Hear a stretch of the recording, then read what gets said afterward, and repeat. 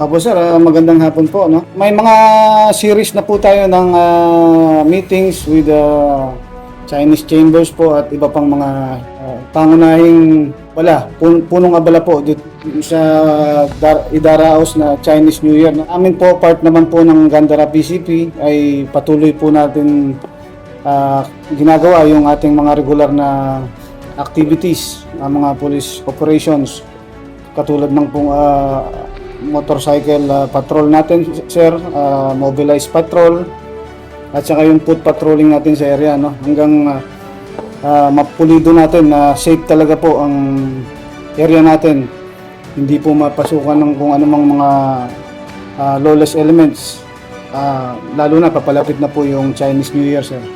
Sir, tuwing Chinese New Year, sir, si Yorme Isko Moreno, sir, napakadaming mga activity dito sa Chinatown, sir.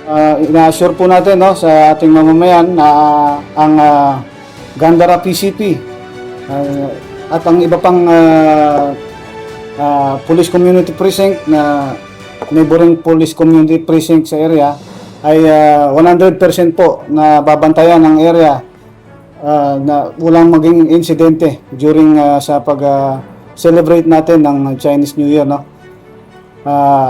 I-deploy po natin sila sa mga vital areas, sa mga strategic areas, nang sa gayon mapokus yung kung saan maraming tao, mabantayan kung anumang mga insidenteng pwedeng mangyari. Tuloy-tuloy po ang ating pinalakas na police visibility ng Gandara PCP. Maasahan niyo po kami sa kalsada.